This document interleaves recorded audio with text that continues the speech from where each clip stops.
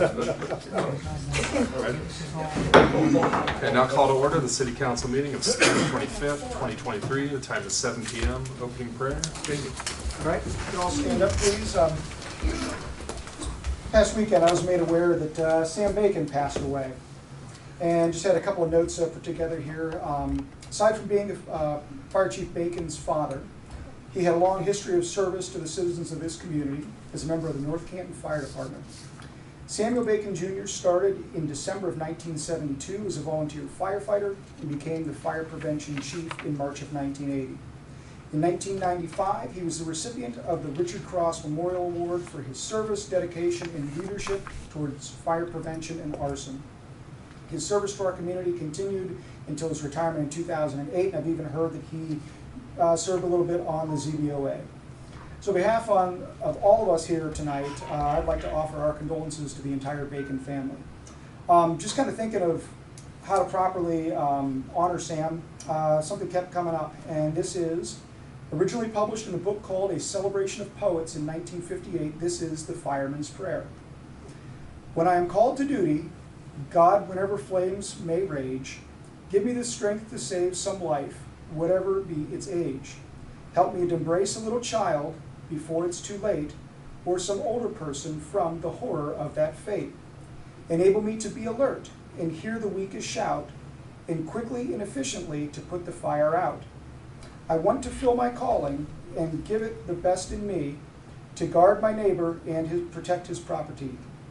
And if according to my fate I am to lose my life, please bless with your protecting hand my children and my wife. Amen. I pledge allegiance to the flag of the United States of America and to the republic for which it stands, one nation, under God, indivisible, with liberty and justice for all. Then would you please call the roll? Member Warren? Here. Member Schroeder? Here. Member Volt? Here. Member Orr? Here. Member Matheny? Here. Member Wire? Here. Member Leeser? Here. 7-7. Okay, I have a motion and a second. Oh, it's not required. Sorry. For consideration, requested a hearing for a new C1 and C2 liquor permit application for Family Daughter at 700 North Main Street.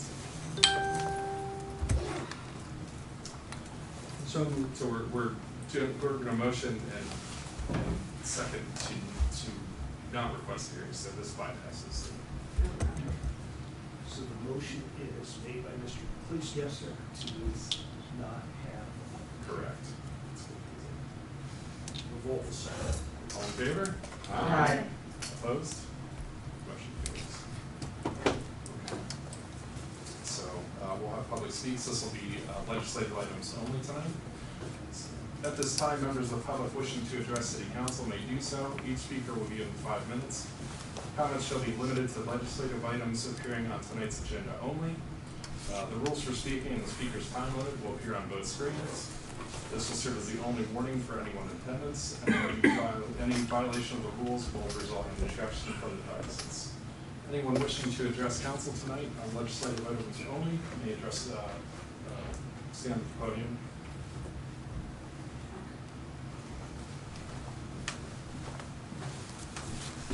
Chuck Osborne, 307 Fairview Street Southeast, North Canton, Ohio. I want to speak to item 8F, ordinance number 85, 2023, regarding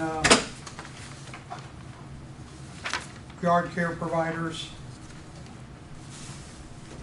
The discussion last week, well, first of all, let me just say, all of these laws here in North Canton, they're created to protect city residents. That should be your sole concern. Last week you talked about, I guess, looking out for these providers, these landscape providers. The provision to allow continued working beyond, I think it's 8 o'clock or something like that. I would urge you to have hours starting at 8 o'clock in the morning, not 7, and end at 6 p.m. it's up to a provider to be able to estimate his time on the job. And if there's any possibility it's going to be a long day, just plan on a 2-day job and bill the job as a 2-day job. If you stop and think about it, having their, in addition to being able to look out for neighborhoods and residents by having a tighter time frame to work, you're also looking out for the employees of that company. Who wants to come and do that heavy industrial kind of work at 7 a.m. with the possibility that they may have to work on the site until 10, a 15-hour day? And that's just on site. They first have to go to their place of business, gather their necessary equipment, travel to the site. So obviously they would probably have to get to work before 7 a.m. And then you're going to work all day long and stay till 10 and leave the job site at 10, not get back and unload all your equipment till 10:30, 11, I don't know where they're traveling from. So who wants to allow their employer to push them into working 15, 16, 17-hour days, in addition to imposing all this noise requirements on residents? So I would urge you to certainly tighten these work periods, starting at 8 and finishing at 6, so people can enjoy their dinner time. And as Mr. McLeister pointed out, the legislation might be a little confusing, so I would insert a phrase in there stating that this just applies to commercial operators. The homeowner, if he wants to cut his grass at earlier hours or later hours, that's between him and his neighbors, or she and her neighbors. So please give this a little closer thought as to what you're imposing on your citizens and what you're allowing business operators to impose on their employees. Thank you.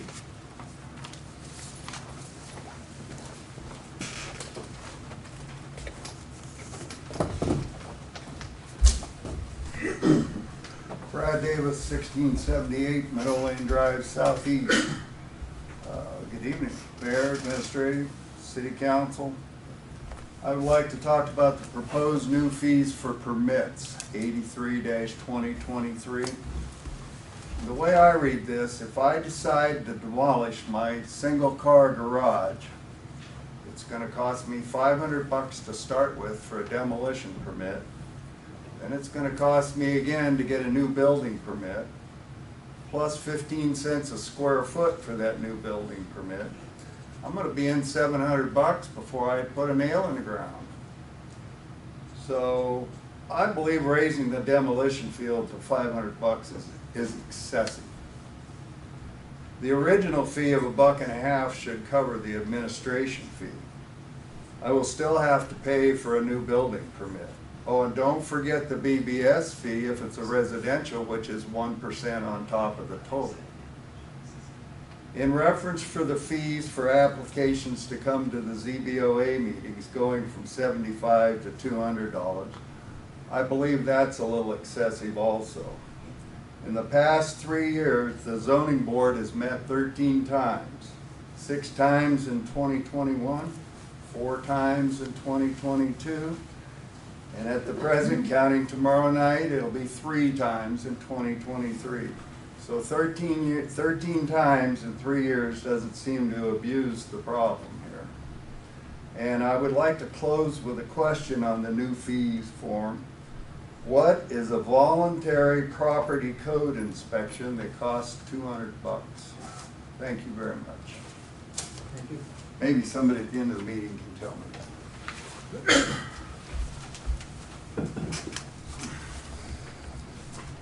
Anyone else wishing to address council tonight?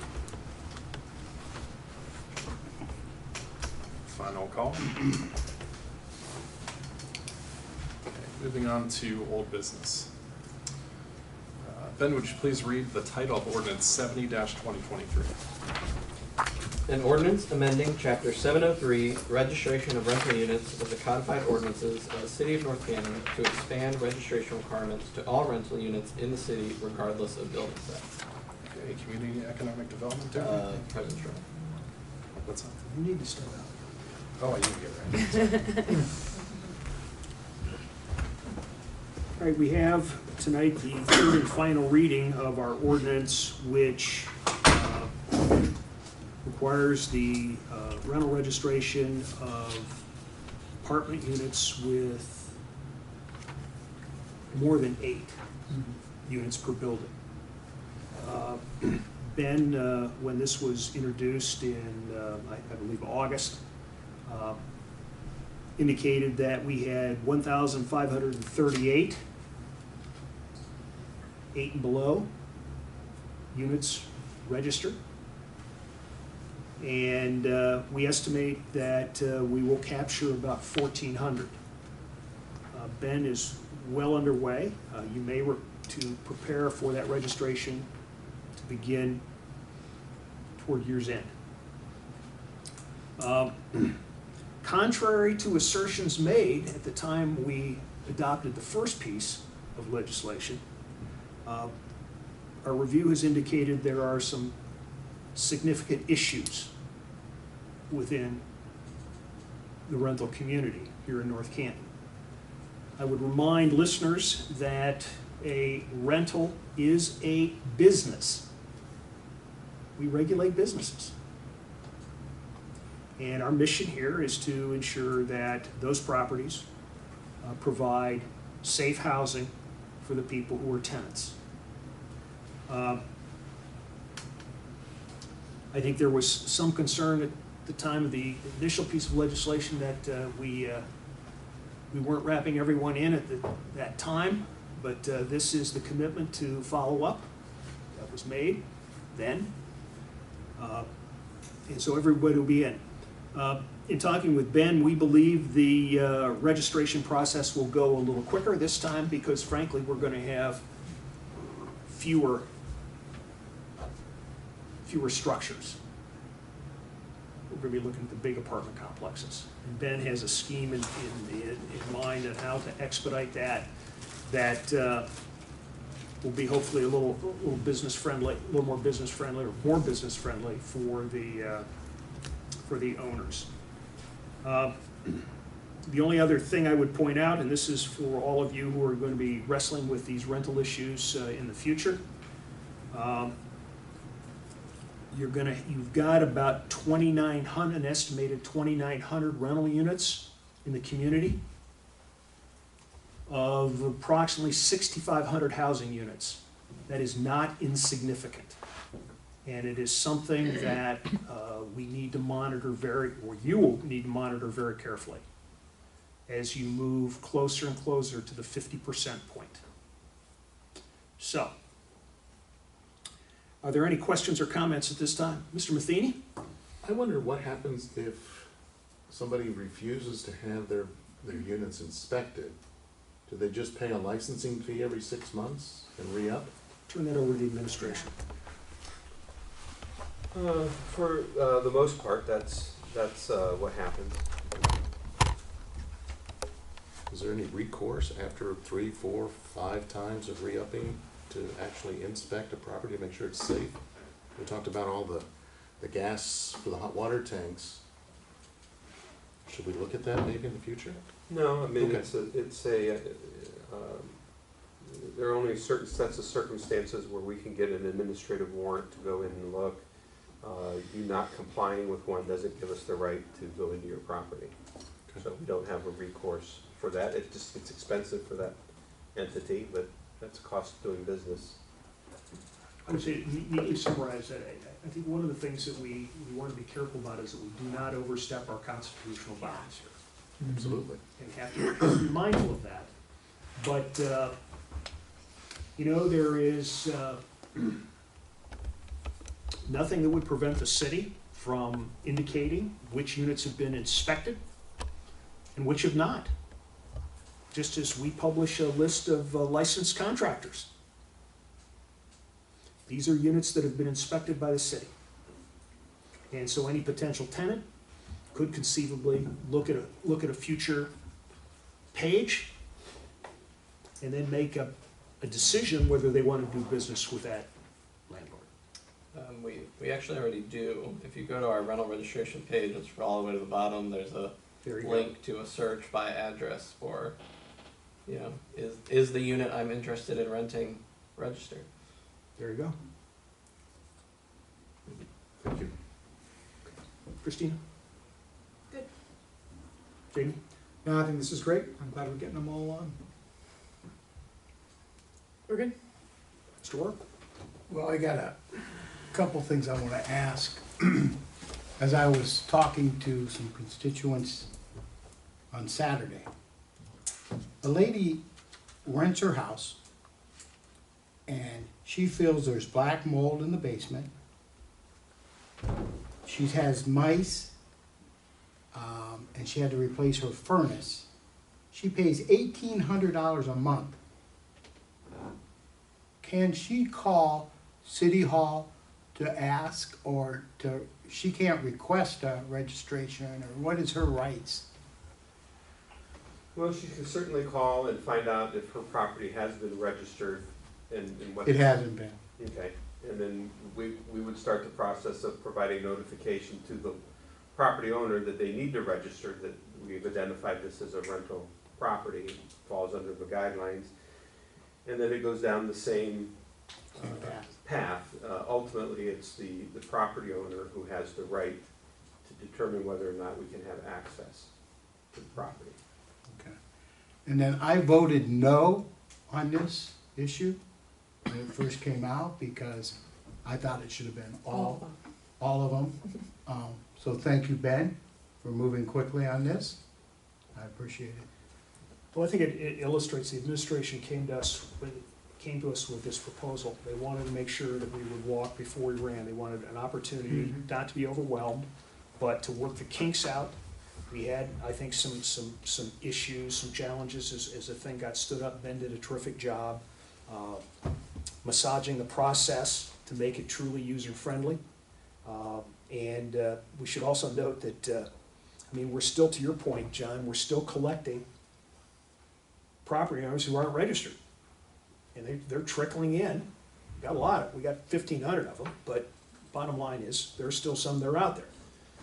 Yeah, you know, it's not unusual to see something every week that's unusual. Yeah. I saw one here the other day where they had a light fixture in the ceiling, you know, like a kitchen light, let's say, and they had unscrewed the light bulb, put in a different screw-in mechanism that has a plug that you can plug something into it, you know, like an electrical cord. That electrical cord turned out to be a power surge strip that was duct taped to the ceiling, to which all kinds of devices were plugged in and cords were hanging down. So it's obviously, you know, a fire hazard, you know, and that's the kind of stuff that, you know, we hope we're catching. Okay. Any other questions or comments? Seeing none, then I'm going to make a motion that we adopt the third reading of ordinance 70-23. Second. All in favor, say aye. Aye. Aye. Opposed? Very good. Would you grab this, Victoria?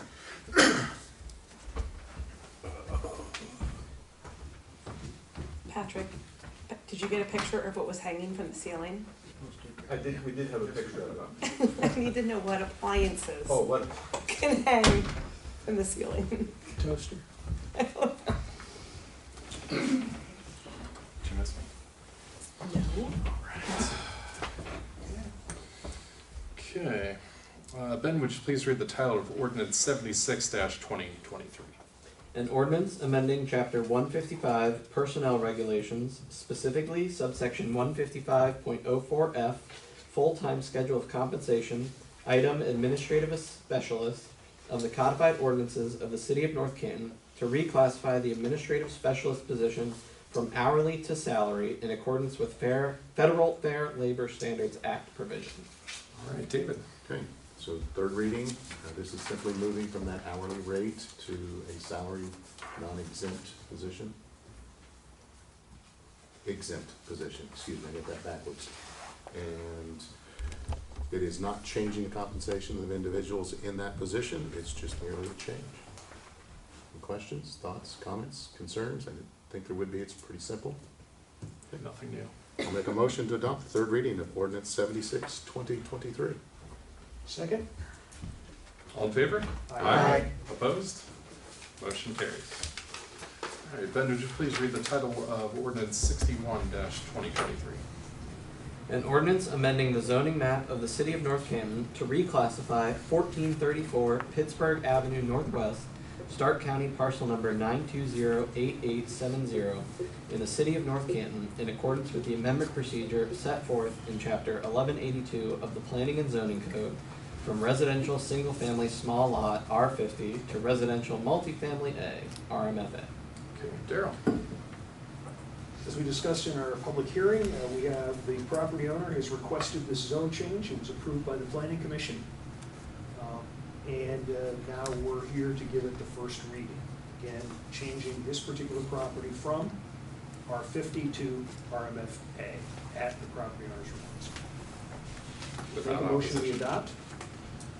Right, First reading. seconds. All in favor? Aye. Opposed? Motion carries. Ben, would you please read the title of ordinance 71-2023? An ordinance declaring the improvement of certain real property located in the City of North Canton, Stark County, Ohio, to be a public purpose, declaring such property to be exempt from real property taxation, designating specific public infrastructure improvements that, once made, will directly benefit the parcels for which improvement is declared to be a public purpose, requiring annual service payments in lieu of taxes, establishing a municipal public improvement tax increment equivalent fund, and providing related authorizations pursuant to Ohio Revised Code sections 5709.40D, 5709.42, 5709.43, 5709.832, and 5709.85. That was a tongue twister. Daryl again. We indicated during the public hearing, we are established. Point of order, Do Member I need Myers. to, sorry, thank you. Oh, yeah, yep. Sorry, no. Good call. Not quick enough for chair. Let's rewind this. As we indicated in our public hearing, this particular piece of legislation establishes a 176 acre TIF district in the North Main Gateway. This is non-school tax revenue that will be TIF'd. We believe it will generate approximately $73,000 for the city to be used for public infrastructure. And this is on only new taxes, not taxes that are currently in place. And again, non-school. And that's 73,000 per year. That's the estimate. That's the estimate. Okay. That's the estimate. But, you know, if someone would decide to build on an outlot, put up a couple new buildings, the value of those buildings would be captured in the TIF. The non-school. Non-school. Make it perfectly clear, so we have the Board of Education. Any questions or comments? And the Board of Education did not oppose this either. Really did not oppose it. Just curiosity, is the business owner, since it's gonna be a service payment, do they see it differently in their taxes? No. Is that, so it shows up just like their normal taxes, but it is designated as a service payment? Here's what happens is, the business owner pays his taxes, all right? So he sees the same tax bill, the Sees same the breakdown? same tax bill. Okay. The auditor, or I guess the treasurer, auditor, will then split it off Okay. and will capture it that way. Okay, I just want to make sure business owner wasn't confused seeing something on their tax that said service payment, and then that would draw questions. But your question is pertinent for another item on our agenda. And this underscores a theme that we have discussed from time to time, how critical it is that we have the right people in place who follow up and file the appropriate documents. Because it goes off the rails if that doesn't happen. Any other questions or comments? Seeing none, I make a motion that we adopt the first reading of ordinance 71-23. Second. All in favor? Aye. Aye. Opposed? Motion carries. Ben, would you please read the title of ordinance 81-2023? Okay, Christine. Oh, yeah, that's right. Especially because it's her committee. That's true. Yeah.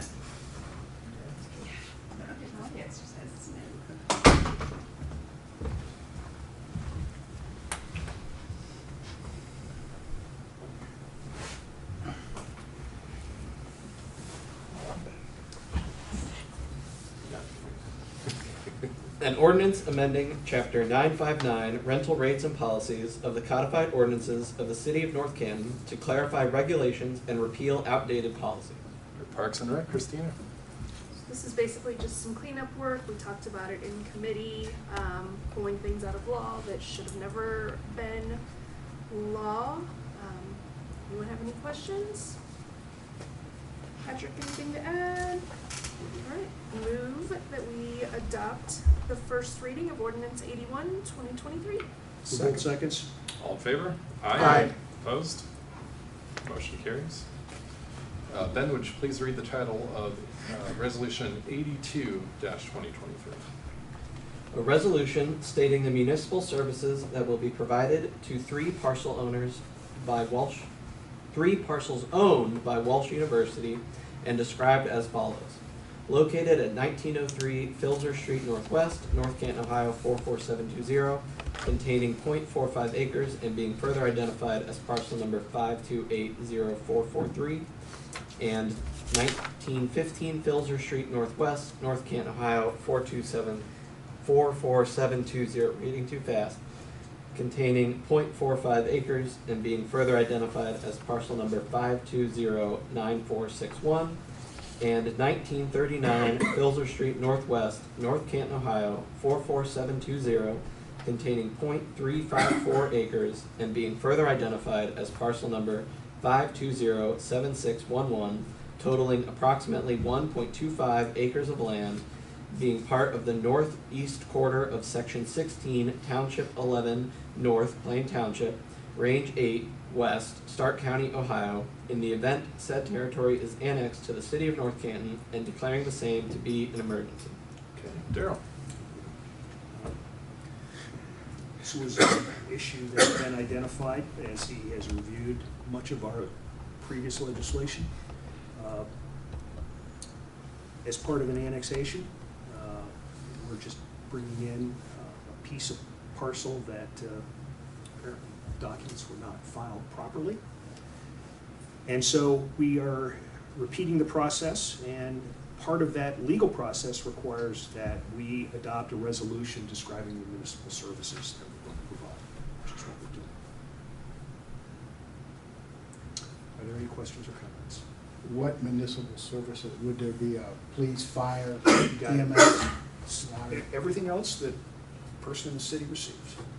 They would not have water. They already have Canton municipal water. Okay, there you go. Because Filzer's a big street, and these are just Parts of it. parts of it right behind the school there.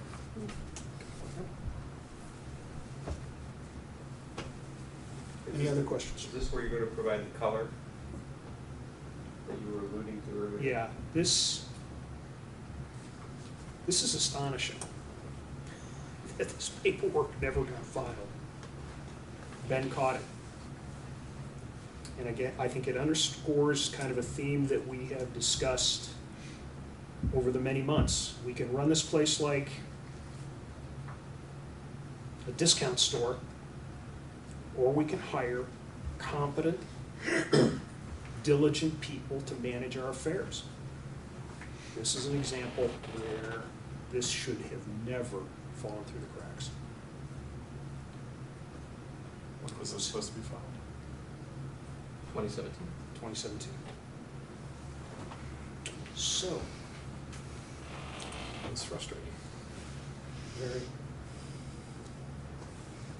But I think, you know, the administration had a long list of issues. You may recall seeing it on the screen here. This is just one of those as we peel the onion. So, the good news is it got caught by the Yeah. team. And it's being corrected. So that's the good part. Anything else? All right, I'll make a motion, we adopt the first reading of ordinance resolution 82-23. Second? All in favor? Aye. Opposed?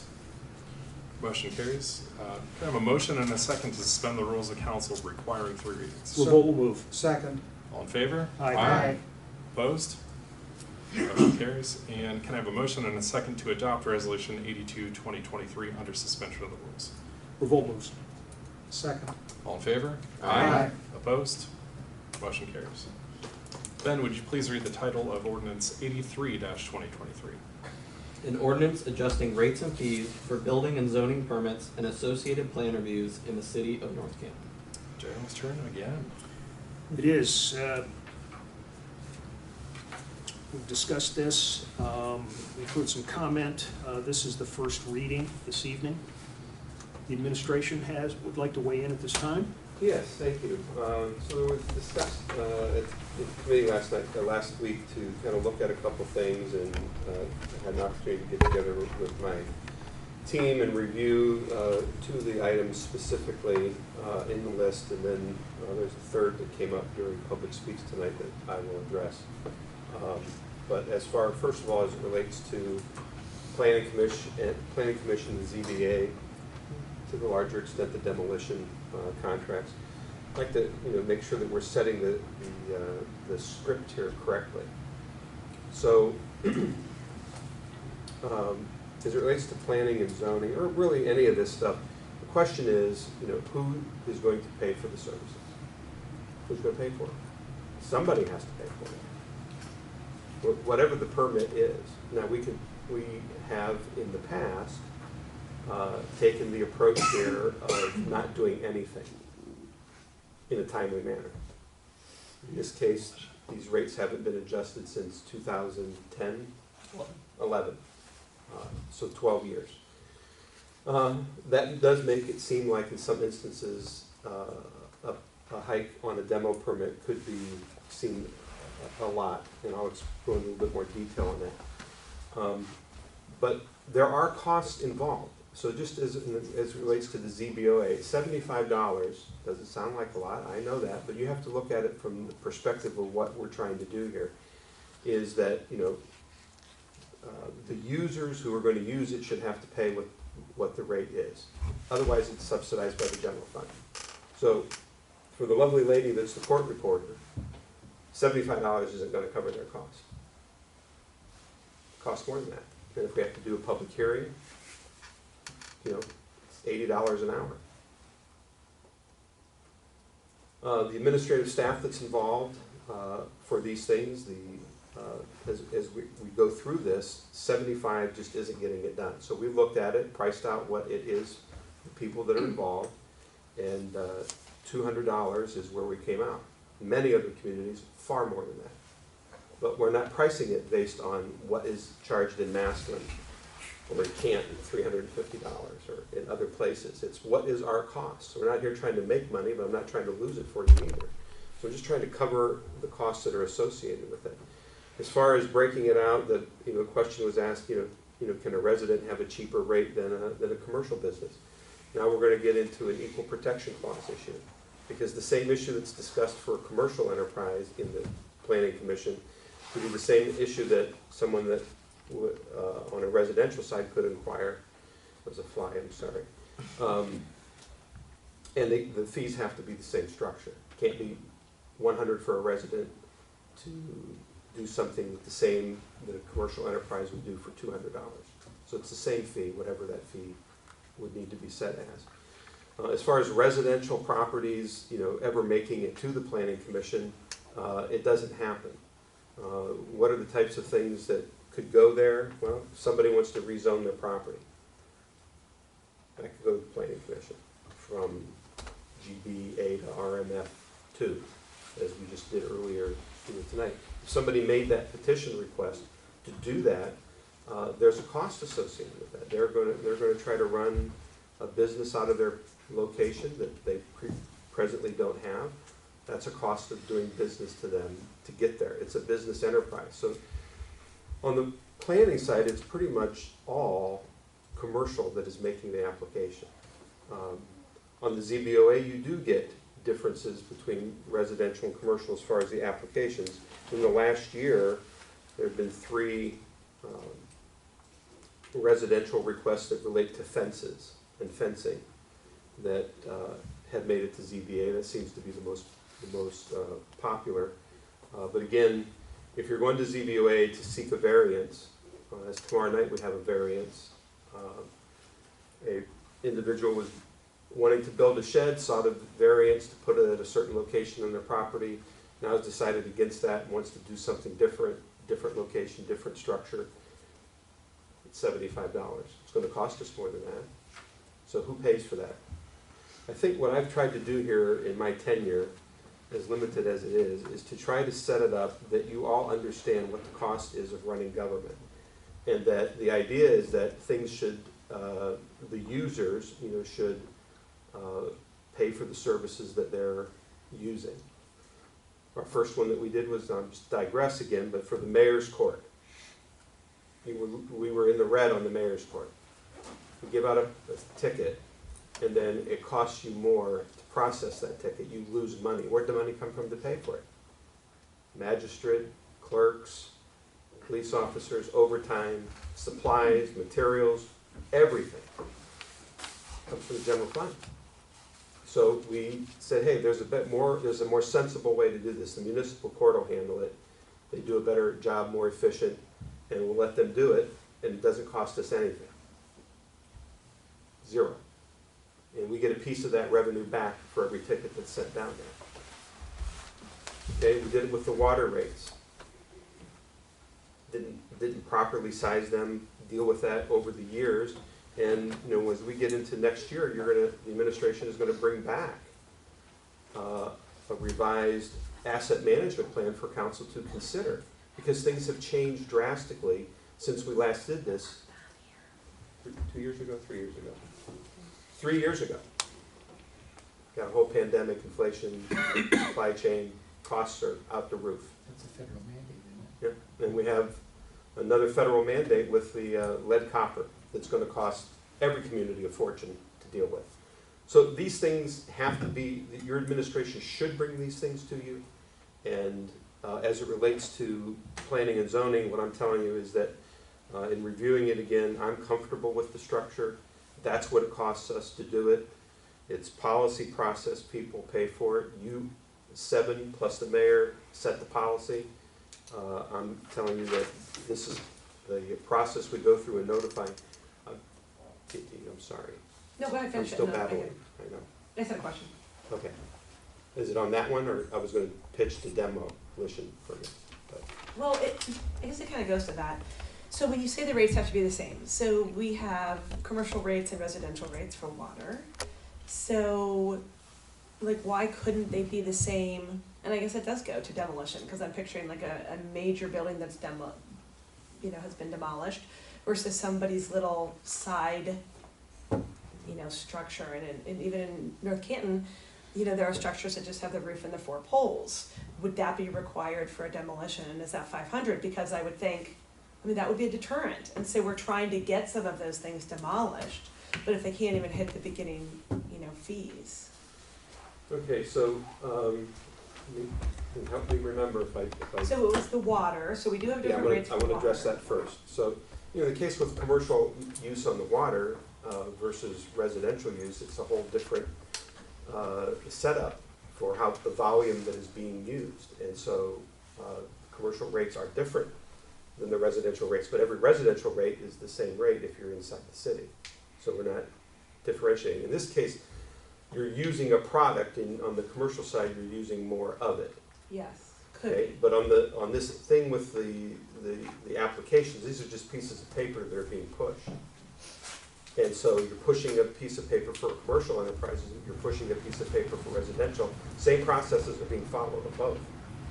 To a degree, but then No. if you had a demolition and then I guess we had to go out and look at that, it could be a small structure, right? Like a one car garage versus something that housed, 20 whatever Well, tractors. on the commercial demo, it's gonna be a lot more than $500, because there's a square footage Okay. calculation that's involved. But Okay. as it relates to the small demo, I mean, here again, we have to say that, thank you, that the rates hadn't been adjusted for a long time. And what was the process? So there's a lot more to it, doing a demolition today, and we're following a better process than we did before. So for instance, in some instances, and Mr. Davis's might be an exception to the illustration that he's on, but is there a water hookup that's demoing?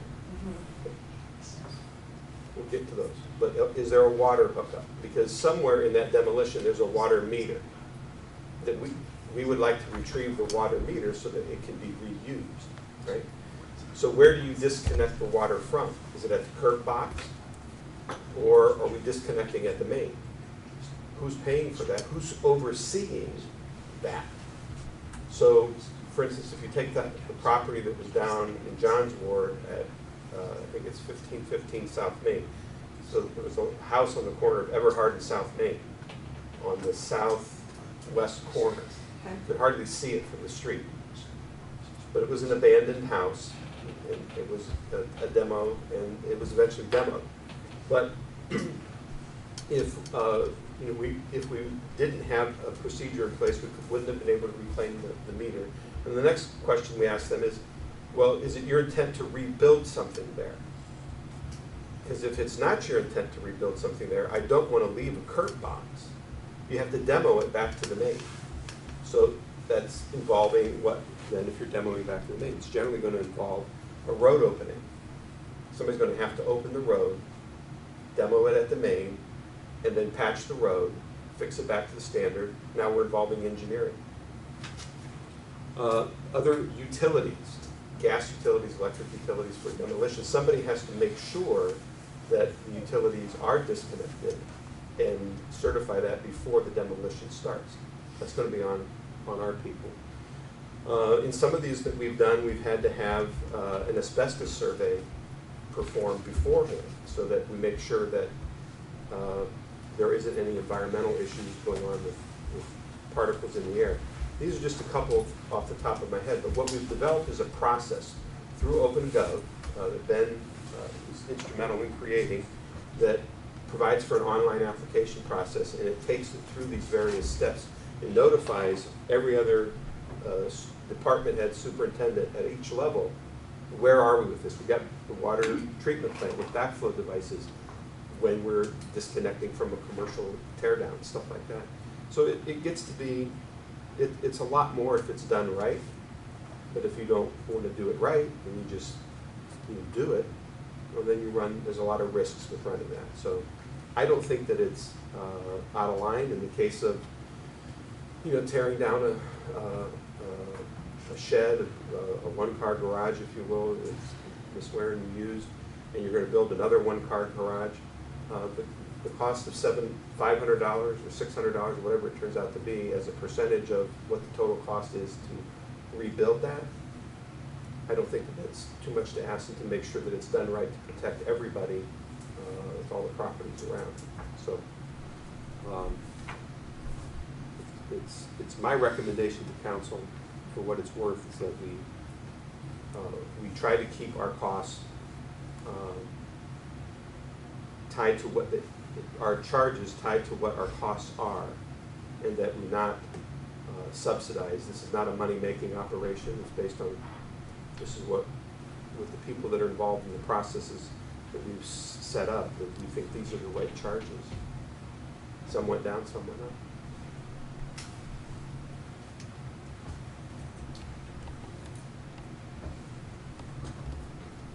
Other questions? Christina? David? Still hurting on the zoning board of appeals, the $200, but I understand that if the meeting extends beyond the 20 minutes or 30 minutes that they tend to run, it could get to be more expensive, but it's $100 more than what I think it should be, that's all. Mr. McLeish? Nope, all good. Mr. Ware? All good. Mr. Moore? Good. All right, good discussion this evening. This is only the first reading, so we'll have the pleasure of mulling this over for a couple weeks. I will make a motion that we adopt the first reading of ordinance 83-23. Story seconds. All in favor? Aye. Opposed? Motion carries. Ben, would you please read the title of ordinance 85-2023?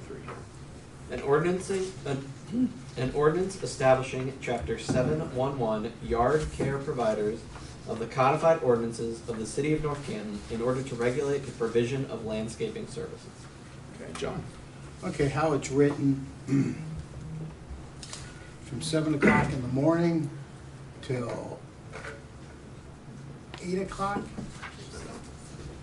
8 o'clock, I think. 7? Okay. 7 to 7. And then it does have a overlap period up until 10 o'clock. They can't finish a bigger project. That's about it. We've heard some from public, a couple people from public speaking about this. I'd like to maybe call for a discussion on this. Yeah, go for it. I'm personally not in favor till 10 o'clock. You know, we're people with small children, we're talking infants to that. They put their kids to bed 8 o'clock at night, some sooner. Will there be a lot? Probably not, but it would happen. And, you know, it's between your neighbors and yourself when you want to cut your own grass. I've cut my grass no earlier than 8, but I've been out there on a lawnmower at 9 o'clock, 10 o'clock.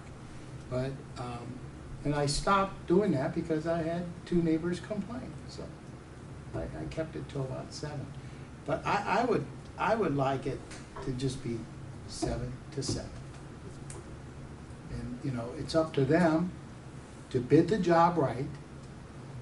You know, you buy price, you buy twice. Okay, it's always that. So these companies, yeah, they're having problems with staffing and their exchange. Everyone, there's not enough help. You know, they understand that. So if it has to be a 2-day job, let it be a 2-day job. There's nothing wrong with it. So that's how I feel about it. Any other? Yeah, I'll weigh in. I'm indifferent about the 10 o'clock, but I do like the ability of giving a company an extra hour or so because, or whatever amount of time we determine, because it's only going to raise the cost to the homeowners if, for whatever reason, they come up to 7 o'clock and like, oh my gosh, we still need to clean up, or we still have an extra half hour or an hour to go. I think it just makes sense to give them a little run over time. 10 o'clock, I could go either way, but I think to my understanding, this is not a situation that is commonly complained about. So I also ask, are we looking for a problem that really doesn't exist, I guess is my question. But I don't know too many yards in North Canton that takes over 3 hours to cut. I'm thinking more tree service. Right, Yeah. and I think that's a safety issue working after dark in those cases. Masonry, tree service, those type of things. So I'm with John in the fact that I think we should make it earlier. I think 9 o'clock is fair to allow them time to finish what they started before 7. It's light until long after that. Well, right now, especially in the isn't it? summer, yeah. So Want to get in the tree And- right now? I don't But think see- they're gonna be up inside the tree at dark. But see, that's the point. Last one was out there till 4 o'clock in the morning. I mean, it's, you Yeah, never know. that's true. It's They were crazy. trimming in the middle. That was what, about 5-6 years ago? Yeah. Right over there in Portage. I Yep. remember that night well.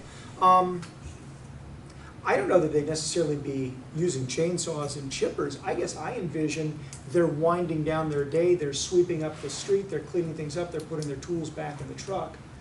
But at the end of the day, I don't know that this ordinance is powered to regulate the safety of a job site. That would fall under OSHA, I would think. And if an employee is concerned that the hours are too long, and maybe they can go find another employer. But as far as the hours, I mean, I think 7 to 7 is, I want that runoff. I'm fine with your 9 o'clock, I guess. I'll just shut up and say that I'm fine with your 9 o'clock. And I agree with you, Dave, that I would like to offer something. I think it's gonna be an exception, not the rule. Living on American Electric Power's Nightmare Street, Ambler Avenue, we've had multiple situations over the years where we've had tree companies on the street at 10 o'clock, midnight, 4 in the morning, because the trees come down. Does this ordinance exempt emergency service? And I think that's a I good don't question see to ask. anything that exempts it. That's a very good question to ask, because, yeah, if a tree comes down in the middle of the road, you can't just say, hey, sorry, we gotta wait till 7 o'clock. To your point, are we advancing something that we really don't have a big problem with? You consider tree removal and emergency services landscaping? Could amend it. Because Right now, because right now I would it just states simply say, right lands- now, I think you've got a problem with the I language. think we need to define that better. Right now it states just landscaping. Well, it says trees. Yeah, then it goes into trees. It does say trees. What brought this about? I mean, I've never had anyone contact me complaining about neighbors or anyone. I gotta mowing. tell you, in 40 years, no one has called me regarding landscapers at dusk or tree services at dusk. All right, well, I'm not gonna sit quietly by, I can hardly stand it. You aren't gonna get the phone call. Well, that's what I'm asking. no, Yeah, what no, prompted no it? Disrespect, I'm not mean, I'm just telling you, you're not gonna get the phone calls, sir. I'm getting the phone calls. Administration is getting the phone calls of where and when, because that's when people call, and they know that they can get us, and they call us, and we get the complaints. And I've been here, almost 6 years, and I can tell you that there isn't a year that goes by that I don't have one of these complaints. Out of 17,000 residents, to get a few complaints a year, is that warrant making a move? I would say that, I would rather recommend that council start, the least invasively as possible, and that we tweak it as we go, rather than start, completely, prescriptive. But I mean, these are all great things that we're hearing, as far as whether landscaping is emergency services. This would have been great to have, this conversation during the committee hearing, so that we could have inserted language or made these changes before you. But we understand landscaping service. A landscaper is somebody who provides that service. That service is defined as a portion as to tree cutting. So to answer your concern, I would agree that if we want to exempt emergency services, we could do that as a recommendation. Or council could just, you know, not do anything. It's your call. It's policy process. People pay for it. I'm here to try to weigh in on, you know, if you establish the policy, what does the process people pay for it look like? Let me do this then. This is a first reading. I'm gonna make a motion, two motions. The first is that we amend section 71103, striking 10 p.m. and taking it down to 9. 9 p.m. is the cutoff. So that's gonna be the first motion. The second motion will be that we add in, under definitions, a D, emergency services are exempted. I guess that's not really a definition, but we can find a better home for it somewhere. Or you can put it down and again, 71103, just add a second an additional sentence that emergency services are exempted. Mayor? I think we need the exemption for emergency services, because that covers our personnel also, who comes out and clears, debris from storms and things like this. I don't mean to put the chief on the spot, but didn't we have a noise ordinance generally around 8 o'clock? Can you recall in any of our ordinances that I think most things ceased in the city at 8 o'clock unless, of course, you're at the Civic Center or you're at a function. Even sometimes we have backyard parties during the Hall of Fame, graduation parties. But I thought it was around 8 o'clock. I thought that was what we used to use as a rule of thumb. That was one of the timeframes that came through. Usually that's related to some type of noise amplification device. Okay, all right. Is what that ordinance That's is right. related to. That's not true in It's definition. not necessarily law, but Did you catch that? Okay, that 8 o'clock was Amplified. noise amplification, stereos coming from cars or homes and residences, so. I think 8 o'clock. I was just trying to find a balance Yeah, there I that mean, maybe. 8 o'clock's a lot better than 10 o'clock. Pick a number. But it's up to Maybe you. 9. 10. What's the number? Throw it out. I would say 8 o'clock. I say we leave it at 9. Fine. Administration comfortable with 9?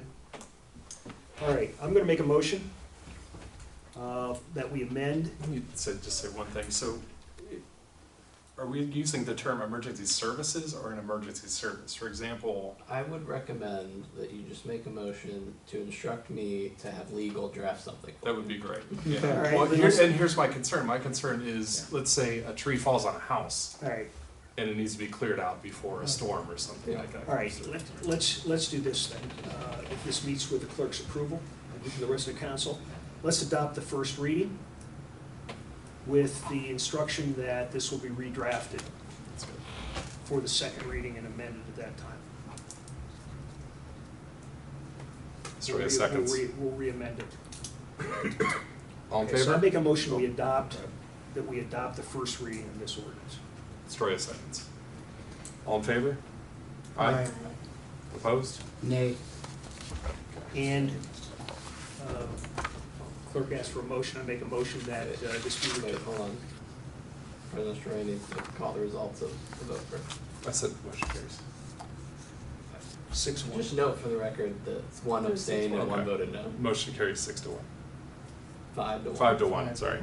Yeah. Make a motion that this be returned to the law department for redraft and amendment at the time of the second reading. Second. All in favor? Aye. Opposed? Motion carries. Okay. Moving on to department reports, let's go with Patrick. Okay. Gina. No report. Mayor. Yes, thank you, President Stroy. Again, thank you, Councilmember McLeister, for the comments you shared about Sam Bacon Jr., for his service here at the City of North Canton in the fire department. I had the opportunity to throughout my law enforcement career to have him be a fire inspector during my term of service, and he did a great job, and he's a compliment to our department. I want to thank the Van Ostrom Young Coutts, that's C-O-U-T-T-S, and Associates Assurance. Once again, they sponsored a first responder dinner at Dogwood Shelter. They normally do this right around National Patriot Day, which is September the 11th, in recognition of 9/11. And families of our first responders and their employees enjoyed an afternoon of food and a little bit of entertainment there at our Dogwood Shelter. So again, thank you to Will Van Ostrom and his team. For John Orr, John, I think I would suggest to your constituent who, whether this person has brought it to their landlord's attention, okay, of the issues, and if she has and hasn't had any action, I believe that person can also file a complaint with the Stark County Health Department, which we fall under here in the city of North Canton. Okay. So as long as she, I would say, reported it to the landlord, then that person has every right to file a complaint with the Stark County Health Department and maybe help her get that issue resolved, or at least they can advise her on that. Just to follow up on that. And otherwise, that's really all I have to comment on tonight. Thank you for the discussion tonight on the ordinances, and that's what I have. Thank you very much. All right, thanks, Mayor. Council Clerk?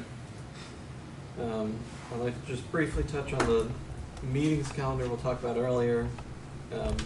Sort of in my other hat, I, with Patrick's blessing, requesting you add the council meeting on October 30th, doing, calendaring the Jackson Shared Development Agreement needs 3 readings before the term shifts over. And because of when the public hearing occurs, there are currently only 2 council meetings scheduled. So we need a 3rd council meeting to give that 3rd reading. And that's all. Thanks, Ben. Go to Ward 1, Jamie. All right. First thing, I would just like to send a big shout out to the folks at 720 Market. My family went there this past Saturday. It was another great event as always. And wanted to share something else, and this is not in my ward, so I apologize if somebody else was going to share it, but I just thought this was too cool not to share. I think we've all heard of Whole Latte Love and the mission that they have over there, a great place. They are going to be taking part in a live grant opportunity, and this is with Thrivent and Entrepreneurial, I'm reading wrong. It's a live grant opportunity. They're up for $10,000, which would possibly benefit their curriculum with the whole community academy. What's really cool is I'm a big Shark Tank fan, and this is actually going to be live with Robert Herjavec. Is going to be one of the panelists, and so this is going to be happening at 7:30 on October 3rd. They shared it I saw this on LinkedIn, but they had it I believe on their Facebook page. You can go and sign up and watch for free. I just think it is super cool to have such a great little organization here in town that's going to be pitching in front of a big powerhouse in the business world. So That's awesome. I thought that was super cool. So that's it. Very cool. Ward 2, David. I have no report this week. All right, Ward 3, Stephanie. No report? Ward 4, John. I know you've got a report. As I'm walking the ward, talking to the different residents, learning a lot. I've given them numbers to call, listening to some of their ideas, and when the time comes, I'll be sharing some of those ideas. One, for example, if the school levy passes and they build the middle school over by the high school, there's a lot of land available there. I don't know how many acres the city owns and how many acres the school owns, but there's quite a bit of land. And a couple residents would like a over 55 community with like row homes or small ranches and stuff of that nature. That would be pretty good. It's walkable to the city, and I think that's one idea. But we won't know until things happen. You know, there could be an exchange of land or what have you. There was a big rumor mill a couple months ago. I brought it up at Orchard Hill. Oh, there's going to be a huge fence post put up and all of this. No, it's just a regular school. I think they're in there now, the MRDD, and everything's going well. People love the pickleball courts. They love them. They want some more, and I said, hey, you know, I think pickleball might be peaking right now, and it'll eventually go down a little bit. Everything does that over a period of time. Talking to the football coaches up there at Southwest or at middle school, they practice in the front of the school, at the side of the school. You know, they understand they only got another year before the new athletic fields are built, so they're happy with that. By the shed, Pat has done a wonderful job with that. Looks 100% better. We get grass in there, it's gonna be great. The clearing of trees, what he's done on a couple different roads, looks great. So I wanna give my thanks to the administration. Blacktopping, I'm seeing blacktopping throughout the city in different wards. It's going good. The people are happy. Yeah, you're gonna have 1 to 2 to 3% that are always gonna complain. But they're mostly happy out there. So that's all I got to report. All right, thanks, John. Daryl? No report. Christina? Just quickly, I think it's been kind of an incredible month, or it's going to be. This past Saturday with the 720 market. This coming Saturday we have the Canton chocolate walk from 1 to 4. If you've not been to that event, highly encourage. It's such a great way to get people into our local businesses. I love that event. It's $20. And then You get 250 pieces you of get candy. 250 pieces of chocolate as well. No, you don't. You do not get 250. Well, no, you We get give out 250. about 100. You get like, yeah, maybe 50. But yeah. And then the New Berlin Festival is the following weekend on October 7th. So just a lot of fun happening on Saturdays. So for anyone who says we don't have things to do, they're not paying attention. So, Did the girl at the chamber have a baby? no, not yet. Not yet. Okay, I was wondering. All right, my report. Yeah, the chocolate walk is not a sprint, so don't start off trying to eat every piece of candy. You'll regret it after 10 stops, which I did to you. Unfortunately, I'll be out of town, or that's one of my favorite events, and people come from everywhere, so I think it's great. I don't have much. Buy and support local. Final call for new business. Seeing none, let's move on to the meeting calendar here. October 2nd, we'll have a committee of the whole. October 9th will be a regular city council and open topic public speaks. October 16th will be a committee of the whole. October 17th will be the joint hearing with Jackson Township at Jackson Township. And at 5 p.m. What's that? And at 5 p.m., not our. Yes, that's a good point. Then October 23rd will be a regular city council, and then administration has requested the additional city council meeting for October 30th. Could we pass that as an emergency? There's nothing, we don't have to pass, it's just putting on the calendar. Yeah. No. Oh, are you not talking that, about? For Jackson. No. No, it has to be 3 readings. Does anybody have a scheduling conflict with October 30th? I do. You do? I'm out of state. Week Okay. before through that whole week. I'll check. I'll Okay. check. Okay, let me know when you guys get a chance. Do we just need 4? We need 4 affirmative votes. Could we do it on the 23rd? It would be, You already have it. you'd have a back-to-back regular city council. I know, double it. City councils? Oh, they're 2 city councils. Yeah, Can meet later in the week. Next day, Pardon? could do it the next day. do it Yeah, on do it Tuesday. the next day. Do it on the 24th. I can. Okay. Why don't we play with that? That might work. Dave, Let's- you'll be around on the 24th? Yes, I fly out on the 26th. Okay. Could you do the 25th, Christina? Is everybody available on Wednesday, the 25th? I'll check. Okay. Well, let's just flip Do we back have this. 4 Let's- for the regular meeting? I mean, we One, don't, two. I don't know if we'll have 4 yes votes, but we'll have 4 votes, Yeah. so, 4 people. Let's just circle back to that. Okay. I will entertain a motion to adjourn. For vote votes. Woo.